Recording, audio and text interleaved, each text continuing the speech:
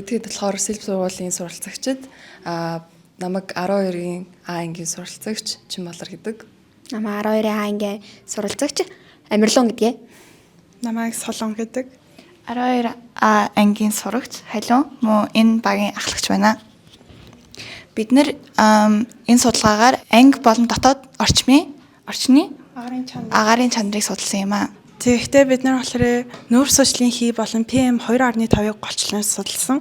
За тэгмүүлээ яагаад судлах болсон шалтгаан бэ гэхээр ингээд PM2 арын чанар муу яснаас хүний сэтгэхүй болон ингээд эрүүл мэндэд сөргөөлнөлөх боломжтой гэдгийг Дэлхийн эрүүл мэндийн байгууллагаас баталсан байсан. Тэгээд бид нар ангидаа энийг хэр байгааг нь судлахыг хүссэн. Бодит амьдралтай яг тайлбарлах юм бол яг суралцагчид ихэнхдээ ер нь 40 минут бол хичээлдээ суудаг.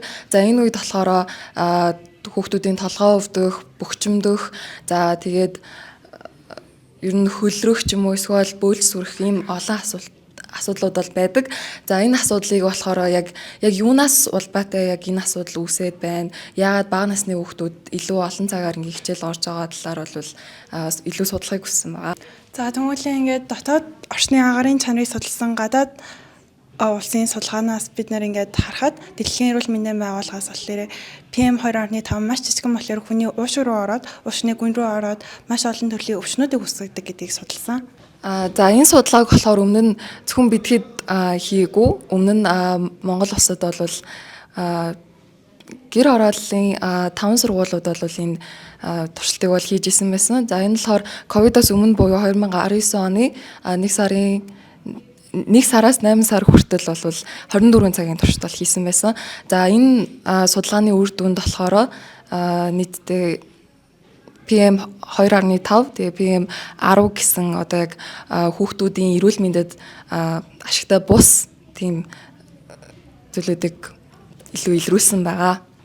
PM2.5 гэж юу вэ гэж асууж байгаа бол PM2.5 нь бол маш жижигхэн диаметртэй мөн маш нарийн тоосонцор байгаа юм аа. Зарим нь бүр маш жижигхэн болохоор зөвхөн электрон микроскопоор харж болдог. Тэгээд эндээс харахаар бол хүний өснөөс жижигхэн диаметртэй байдаг. Тэгээд маш жижигхэн нарийн тоосонцор болохоор хүний уушны гүн рүү нэвтэрж болон цусны урсгал руу орж хүний биед маш сөрөг нөлөө үзүүлж болдог. CO2-ын ингээ байх ёстой хэвийн хэмжээ нь 600-аас 1000 гэж утсан. 400-аас 1000 гэж утсан. Тэгээ бид нар дунджаар нь 700 гэж авсан байгаа. Харин PM2.5-ийн хувьд 15-аас доош байх ёстой. За энэ бол ингээ бидний хэрэгэлсэн төхөөрөмж байгаа. Энэ нь болохоор сургуулиудад байдаг орчны агарын хэмждэг энгийн төхөөрөмж юм аа. Энэ нь болохоор гар утастай холбогдоод тэр өдрийнхөө датаг шууд авч болно. Мөн өмнөх өдрүүдийнхээ ингээд түүхэн баримтуудыг шууд авч болно. За бидний судалгаа явуулсан арга нь болохоор бид хэд энэ туршилтаа бол нийтдээ 1 сарын туршилт хийсэн. За нийтдээ 3 газар өөр туршилт хийсэн байгаа. За тэгээд өглөө 8 цагаас орой 5 цаг хүртэл бол энэ төхөөрөмжөө суйрлуулад үр дүнгээ авсан байгаа. За энэ бол ингээд авсан ангиуд нь хоёр хэсэг нь 3 давхраас нэг хэсэг нь хамгийн доотлын давхар буюу манай сургуулийн B1 давхар байгаа. За энэ болохоор манай судалгаа авсан газруудын маань план зураг байгаа. За энэ болохоор хамгийн хүүхэд орж хичээл ордог анги гэх юм бол газар зүйн анги байгаа. За тэгээд дараах нь болохоор цайны газар буюу өглөө 10 цаг 30 минутаас ахуулаад 1 цаг 25 минут хүртэл 1-ээс 12 дугаар ангийнхан бол ээлжлэн хоолндоо цайнд ордог байгаа. За тэгээд дараагийн болохоор B1 давхар буюу ямар ч цонхгүй агааржуулагчгүй газар бидэд энэ туршилтыг явуулсан байгаа. Ерөнхийдөө харахаар бол энэ одоо нүүр сурчлалын дотоод орчны манай сургуулийн авснаар болон стандарт хэмжээтэй нь харьцуулсан байгаа.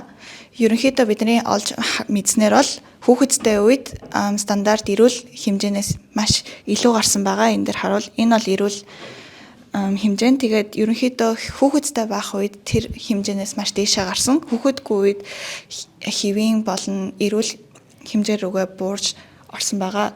Тэгээд PM2.5-ыг харуул мөн адил ер нь results гарсан байгаа. Ерөнхийдөө хүүхэдтэй байх үед хэвийн эрүүл гэж тооцогддог 15-аас доошоос илүү бараг 2 дахин илүү гарсан. Гэвч хүүхэдгүй үед бүр доошоо ч юм уу те эсвэл эрүүл төвшин рүү орсон байгаа. За дүгнэлтийн хувьд болохоор манай сургуулийн ингээд агарын чанар нь хүүхд сурж явах үедээ ингээд дэлхийн эрүүл мэндийн байгууллагаас баталсан хэмжээнээс хамаагүй өндөрч суралцдаг. Ингэснээр ингээд бидний биед маш их сөрөг нөлөө гаргадаг гэдгийг тогтоосон.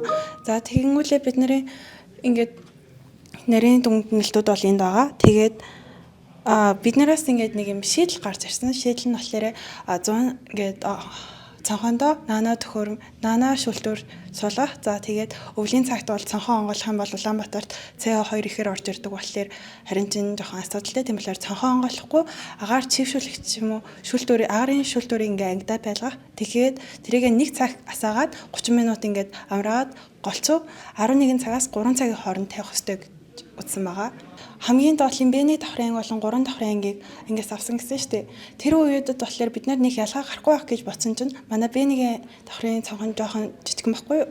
Тэгсэн чинь Б1 давхарт агарын чанар муутах нь илүү удаан байсан. Илүү удаан хугацааны дараа агарын чанар муудаж эхэлсэн бол өндөрлөг давхарт агарын чанар нь илүү хурдан муудаж эхэлсэн. Тийм болохоор ингээд өндөрлөг газарт олон цагаар байхаас илүү намд оргоцсоор илүү олон цагаар суралцах хэрэгтэй гэдэг дүгнэлт гаргасан.